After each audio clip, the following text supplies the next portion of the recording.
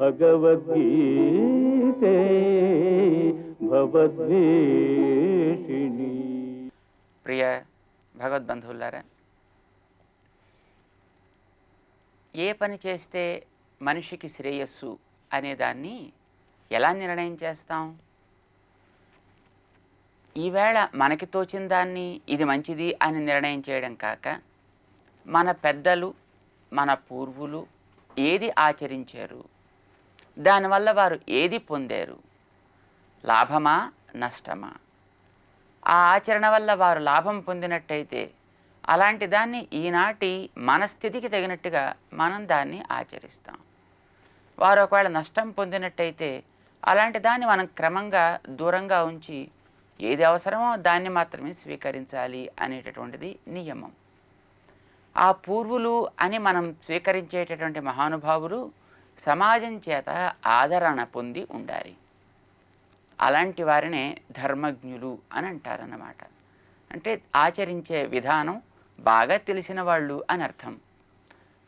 మన శాస్త్రంలో కూడా ధర్మజ్ఞ సమయ ప్రమాణం వేదాశ్చ అని మన ఋషులు చెప్తారు. ధర్మజ్ఞుని యొక్క ఆచరణ మొట్టమొదట మనకందరికీ కూడా పరమ ప్రమాణమైనది. దానికి విరుద్ధం కాకుండా ప్రవర్తించేటటువంటి వైదికమైనటువంటి ఉపదేశాలని కూడా మనం స్వీకరిస్తాం. చేత ధర్మజ్ఞ సమయ ప్రమాణం వేదాశ్చ అంటూ అక్కడ చకారంతో వేదములు కూడా మనకి ప్రమాణమే, దానికి విరుద్ధం కానప్పుడు అని చెప్తారు. అంటే ఉదాహరణకి ఏదైనా ఒక గ్రంథాన్ని ప్రారంభం చేసే ముందర ఏదో మంగళాచరణ చేయడం ఉత్తమం అని అంటారు. దానికేం పెద్ద ప్రమాణం మనకు అనిపించదు, కానీ పూర్వులంతా అట్లా చేశారు. చేసినందువల్ల వారికి గ్రంథ సమాపన చేయడం జరిగింది. కొన్ని చోట్ల అట్లా చేయనివి గ్రంథం సక్రమంగా సాగక మధ్యలో ఆగిపోవడం లాంటివి మనకు కనిపిస్తున్నాయి. పెద్దలంతా చేశారు కనుక అది వేదంలో నిషేధించబడనిది కూడా కనుక అలాంటి దాన్ని చేయడం అనేటటువంటిది మనకి తగును అని నిర్ణయం చేస్తారన్నమాట. ఏదైనప్పటికీ కూడా పూర్వులు చేసినటువంటిది ప్రామాణికమైనటువంటిది, శాస్త్ర విరుద్ధం కానటువంటిది ఏదో అది మనకి ఎప్పుడు కూడా స్వీకరించాల్సినటువంటిదే సుమా అర్జున అంటూ శ్రీకృష్ణ పరమాత్మ కర్మయోగాన్ని గురించి ఉపదేశం చేసే 4వ అధ్యాయంలో చెప్తున్నాడు. ఏవం జ్ఞాత్వా కృతం కర్మ పూర్వైరపి ముముక్షుభిః కురు కర్మైవ తస్మాత్వం పూర్వైః పూర్వతరం కృతం. హే అర్జున, ఏవం జ్ఞాత్వా, ఏవం జ్ఞాత్వా ఇలా తెలుసుకుని, అంటే కర్మ ఆచరించినప్పటికీ కూడా గతంలో తను ఉపదేశం చేశాడు ఇదే 4వ అధ్యాయంలో. ఆ కర్మ ఆచరించేటప్పుడు తన స్వార్థం కోసం కాక, ప్రయోజనం తాను ఆశించకుండా, తాను చెయ్యకపోతే తద్వారా తనకేదో ఒక నష్టం వస్తుంది అని కాక, అది పరుడి కోసం కనుక తను చేసినట్టయితే అది దానికి ఏ రకంగానూ బంధకం కాదు అనేటటువంటి విషయాన్ని స్వామి ఉపదేశం చేశాడు. అలానే ఏవం జ్ఞాత్వా ఈ విధంగా తెలుసుకుని, అంటే తెలుసుకోవడం 3 రకాలుగా తెలుసుకోవాలి. ఒకటి, చేసేటటువంటి వ్యక్తి తాను ఎట్లాంటి వాడో తెలుసుకోవాలి, ఎవడి కోసం చేస్తున్నాడో తెలుసుకోవాలి, ఆ చేసేటటువంటి పని యొక్క స్వభావాన్ని స్వరూపాన్ని కూడా తను తెలుసుకోవాలి.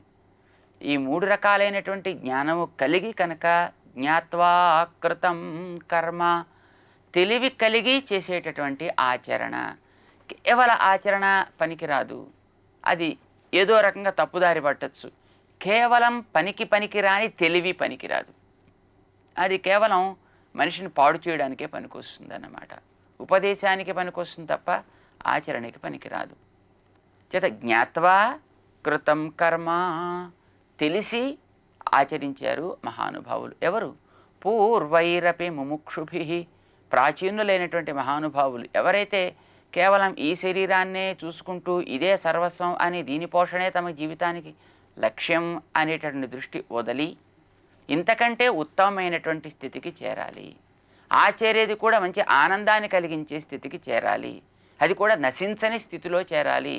ప్రీతిని పెంచేటటువంటి స్థితిలోకి చేరాలి, సమస్తమును కూడా తను సేవించగలిగేటువంటి స్థితికి చేరాలి అనే కోరిక ఉండే మహానుభావులైనటువంటి ముముక్షువులు ఎవరైతే ఉండేవారో వారంతా కూడా ఈ విధంగా తెలుసుకునే తాము కర్మ ఆచరించడం చేత ఆ కర్మ ఏం చేసిందంటే వారికి గతంలో ఉండేటటువంటి రకరకాలైనటువంటి పాపరాశిని అంతటినీ తొలగించింది. ఉత్తి కర్మ పాపరాశిని తొలగించదు, పాపాన్ని మరింత పెంచుతుంది, చేర్చుతుంది తప్ప. మరి ఎట్లాంటి కర్మ తొలగిస్తుంది పాపరాశిని అంటే భగవజ్ఞానంతో కలిగి చేసినటువంటి కర్మ, భగవజ్ఞాన సంస్కృతమైనటువంటి ఏ కర్మ అయితే ఉంటుందో అది ప్రాచీనమైనటువంటి పాపరాశిని అంతటిని కూడా తొలగిస్తుంది అర్జున.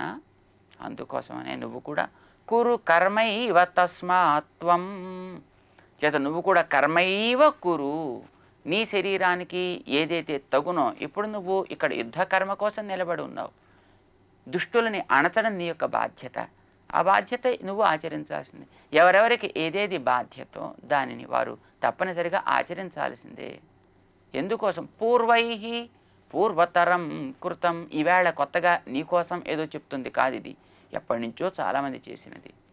ముముక్షువులు అని లోక ప్రసిద్ధికాంచినటువంటి మహానుభావులు సూర్యుడు, ఇక్ష్వాకు ప్రభువు, జనక చక్రవర్తి లాంటి మహానుభావులు ఎందరో ఉన్నారు. వారంతా కూడా ఆచరించారు అనేటటువంటి దాన్ని ఋషులంతా ఆమోదించారు, పెద్దలంతా అంగీకరించారు. కనుక అట్లాంటి వారి చేత ఆచరించబడ్డటువంటి ఏ కర్మ ఉన్నదో దాన్నే ఇప్పుడు ఈవేళ నువ్వు కూడా చెయ్యి అని నేను నీకు ఉపదేశం చేస్తున్నా.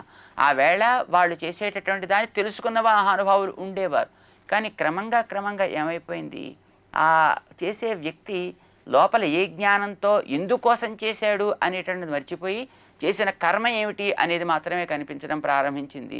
ఇంతే కాబోలు అని అనుకున్నారు, వెనకాతలది క్రమంగా పోయిందన్నమాట. ఆలయాల్లో గంట కొడుతుంటారు, జలాన్ని తీసుకొచ్చేటప్పుడు గంట కొడతారు, ఆరగింపు చేసేటప్పుడు గంట కొడతారు. ఆ తర్వాత గంట కొట్టగానే ఆరగింపు అవుతోంది కనుక ఆరగింపు అయిన తర్వాత అందరికీ కూడా ప్రసాదం పెడతారు. ఇది ఒక నిర్ణయం.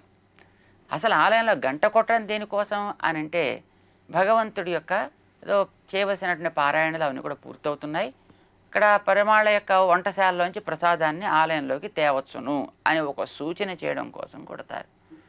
అప్పుడు తర్వాత వచ్చినటువంటి దేవుడి నైవేద్యం జరుగుతోంది అనేటువంటి సూచన కోసం కొడతారు.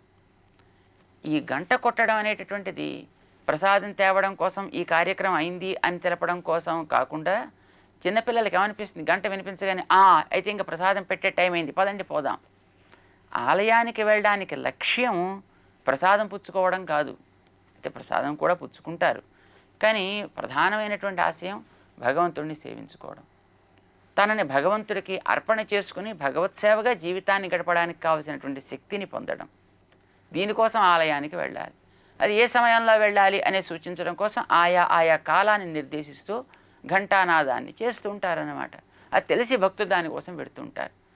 తర్వాత క్రమంగా ఏమవుతుంది, ఆ గంట కొట్టినప్పుడు ప్రసాదం పెడతారని తెలిసి ఆ ప్రసాదం కోసం వెళ్ళాలి అనిపిస్తుంది తప్ప కేవలం దేవుణ్ణి చూడటం కోసం కాదన్నమాట. ఎవరికి అనిపిస్తుంది ఇట్లాగా అంటే ఇంకా పాపం జ్ఞానం బాగా వికసించినటువంటి చిన్నపిల్లలకి ఆ రకమైనటువంటి స్వభావం కలుగుతుంది తప్ప జ్ఞానులైనటువంటి పెద్దవాళ్ళకి ప్రసాదం ప్రధానమైనటువంటి లక్ష్యం కాక భగవంతుడిని సేవించుకోవడం, భగవంతుడి దగ్గర తమ మనస్సుని ఆవిష్కరించుకోవడం ప్రధానంగా ఉంటుందన్నమాట. వాళ్ళు దానికోసం పెడతారు. కానీ చిన్నపిల్లలకి అవేం తెలియవు కదా, వాళ్ళు పెడుతున్నారు అంటే మనం కూడా వెళ్ళాలి, ప్రసాదం తీసుకుని రావాలి అన్నంతవరకు మాత్రమే తెలుస్తుంది. వెనకాతలు ఉండేటటువంటి భగవదర్పణ భావం చిన్నపిల్లలకి అందించకపోతే క్రమంగా పోతుంది. ఇది అందించడం చాలా ప్రధానం. అయితే గతంలో చేసేటువంటి వారు అలా అందించినా అందుకోవాల్సినటువంటి వ్యక్తుల్లో ఉండే బుద్ధి దౌర్బల్యం చేత క్రమంగా వెనకాతలది పోయింది. మన వాళ్ళు తమాషాకి చెబుతుంటారు, ఇండ్లల్లో ఏదో తండ్రి తల్లి ఆ వంశస్థులు పెద్దలు ఎవరైనా చనిపోయినప్పుడు ఏదో ఒక ఏడాది గడిచిపోయిన తర్వాత నుంచి ప్రతి ఏడాది ఆ తిథి నాడు మరి ఏదో ఒక ఆబ్దీకం అనేది పెట్టడం ఒక అలవాటుగా ఉంటుందన్నమాట. ఆ ఆబ్దీకం నాడు ఏవో కొన్ని ముద్దలు తయారు చేసి పెడుతుంటారు. అవి ఏ కాకికో పెట్టాలి అని అంటూ ఉంటారు. అది ఏదో పిల్లి కానీ ఏదో లోపల ఎక్కడైనా ఏదో కుక్క లాంటిది కానీ ముట్టుకోకూడదు అని అంటారన్నమాట. వీళ్ళ ఇంట్లోనే పాపం ఒక పిల్లి తిరుగుతూ ఉండేది, అది ఇల్లంతా తిరిగేస్తూ ఉండేది. ఆ ఇంట్లో ఏదైనా వస్తువు పెడితే ముట్టేసుకుంటూ ఉండేది. మరి ఆవేళ ఆబ్దీకం వచ్చింది, ఏం చేయాలి? ఆ పిల్లిని కనుక అట్లా వదిలిపెట్టినట్టయితే వీళ్ళు చేసినటువంటి వంట పదార్థాలు అక్కడ పిండ ప్రదానం కనుక చేసి పెడితే దాన్ని వచ్చి ముట్టుకుంటుందేమో అని ఆ యజమానికి ఒకనాడు సందేహం వచ్చి అలా రావడం తగదు కనుక ఆయన ఆ పిల్లిని మొట్టమొదట ఆ రోజు ఉదయం స్నానం చేసే ముందర పట్టి దాని మీద ఒక బుట్టని బోర్లించి అప్పుడు ఆయన పితృకార్యం చేసుకోవడానికి వెళ్ళాడు. అయితే అదే ఏడాది అప్పుడప్పుడే కొద్ది కొద్దిగా ఉపనయనం అవుతూ ఉండేటటువంటి వాళ్ళ పిల్లలు చూశారు ఆ కార్యక్రమాన్ని. ఆబ్దీకం కనుక ఇంట్లో వచ్చినట్టయితే తండ్రి గారు ఏం చేశారు? ముందు స్నానానికంటే కూడా ముందు ఒక పిల్లిని పట్టి బుట్ట కింద పెట్టిరి, అప్పుడు వారి కార్యక్రమాన్ని చేసుకున్నారు. ఇది గమనించారు పిల్లలు. కొంతకాలం అయిన తర్వాత ఆ తండ్రి గారు వారు దేహాన్ని చాలించారు. ఇక ఈ పిల్లలకే ఆ కార్యాన్ని చేయాల్సి వచ్చింది. ఏం చేయాలి అంటే పెద్దలు ఎట్లా చేశారు, ఒక ఆనుపూర్వి ఉంటుంది కదా, ఎలా ప్రారంభించారు, ఎట్లా నడిపించారు, ఎట్లా సమాప్తి చేశారు అనేటటువంటిది ఇది మనవాళ్ళు జ్ఞాపకం చేసుకోవడం ప్రారంభించారు. మొట్టమొదట నాన్నగారు ఏదో ఈ పిండ ప్రదానం చేసిరి, దానికి ముందర ఫలానా కార్యం చేసిరి, దానికి ముందర సంధ్యావందనం చేసుకున్నారు, దానికి ముందర స్నానం చేశారు. స్నానం కంటే ముందర లేవగానే చేసినటువంటి పని ఏమి అంటే బుట్ట కింద పిల్లిని పెట్టుట. అంటే బుట్ట కింద పిల్లిని పెట్టకుండా ఆబ్దీకం పెట్టడం తప్పు అని వాళ్ళు నిర్ణయం చేసుకుని అప్పటికి వాళ్ళ ఇంట్లో ఉండే ఆ పిల్లి కూడా బహుశా ఎక్కడికో పోయి ఉంటుంది. ఆ పిల్లిని ఒకదాన్ని ఎక్కడి నుంచి తేవాలి ఇప్పుడు అంటూ ఇండ్లల్లో వెతికి ఎక్కడో చుట్టాల ఇంటి దగ్గర నుంచి ఆ పిల్లిని పట్టుకొచ్చి దానికోసం బుట్ట కొనుక్కొచ్చి ఆ బుట్ట కింద పిల్లిని పెట్టి అప్పుడు కార్యం చేయడం ప్రారంభిస్తారు. అంటే అసలు తండ్రి ఆ పిల్లిని పెట్టడం ఇంట్లో ఉంది కనుక అది వస్తువులను స్పృశిస్తే ఆ వస్తువులు పనికి రాకుండా పోతాయేమో అనేటటువంటి బెంగచేత ఆయన దాన్ని పెడితే ఆ లోపల ఎందుకోసం పెట్టాడనేటువంటి భావం పోయి తర్వాత వాళ్ళకి పైన చేసేటువంటి కార్యం మాత్రమే మిగులుతుంది. ఆ చేసేటటువంటిది ఎందుకోసం చేస్తున్నాం, ఎలా చేస్తున్నాం అనేటువంటిది వాళ్ళకి అవగాహన ఉండదన్నమాట. చేసేటటువంటి ఆచరణల్లో చాలా ఆచరణలు అలాగా ఏ భావంతో వెనక చేశారు అనేటటువంటిది పోయి ఏం చేస్తున్నారు అనేటువంటి మాత్రం మిగిలిపోయింది. దానివల్ల చేసేటువంటి ఆచరణ అప్పుడప్పుడు ఒక్కొక్కసారి ఆ చేసే పని కాలానికి అనుగుణంగా, చుట్టూ ఉండే వ్యక్తులకు అనుగుణంగా, చుట్టూ ఉండే పరిసరాలకు అనుగుణంగా కొంత మార్చుకోవాల్సి వస్తుంది. ఆ మార్పు చేసుకోవడం అనేటటువంటిది వెనకట్ల భావం తెలిసినప్పుడు ఉంటుందన్నమాట. ఆ భావం అనేది వెనకట్ల జ్ఞాన భాగం అంటాం, ఆచరణ కర్మ భాగం అంటాం. ఇవి రెండు ఎప్పుడు కలిసి ఉంటాయి. ఇవి రెండు కలిసి ఉన్నప్పుడు చేసేటువంటి పనే మంచి కర్మ అవుతుంది. అలాంటిది మాత్రమే అది శాస్త్రీయమైతే పాపరాశిని తొలగిస్తుంది, వీడికి ఉండేటటువంటి జ్ఞానాన్ని పెరిగేటట్టు చేస్తుంది, వీడు మోక్ష మార్గంలో పయనించేట్టు చేస్తుంది. అప్పుడు తనకి అది బంధకం అవుతుంది అనేటటువంటి భయం అవసరం లేదు కనుక అర్జున కురు కర్మైవ తస్మాత్వం, నువ్వు కూడా కర్మాచరణే చెయ్యి. కానీ ఎట్లా చేయాలి? జ్ఞాత్వా కృతం కర్మ పూర్వై, వాళ్ళు తెలివి కలిగి ఆ తెలివితోటి వాళ్ళు కర్మాచరణ చేశారు. ఏం తెలివి అంటే చేయవలసినటువంటి కర్మ వెనకాతల ఉండేటువంటి భావన భగవంతుడిది, భగవంతుడి కోసం అర్పిస్తూ తను ఆచరించాలి అనేటటువంటిది. చేత నువ్వు కూడా పూర్వతరం కృతం కర్మ కురు, పెద్దలంతా చేసినటువంటి ఆచరణ మార్గాన్ని నువ్వు కూడా అవలంబించబోయ్ అంటూ శ్రీకృష్ణ పరమాత్మ అర్జునుడికి కర్మయోగం చేయడం ఎంత అవసరమో దాన్ని ఏ విధంగా చేయాలి అనేటువంటి ఉపదేశాన్ని కొనసాగిస్తూ 4వ అధ్యాయంలో ముందుకు నడుస్తున్నాడు. దాని గురించి మరిన్ని వివరాలు మనం తెలుసుకుందాం. జై శ్రీమన్నారాయణ.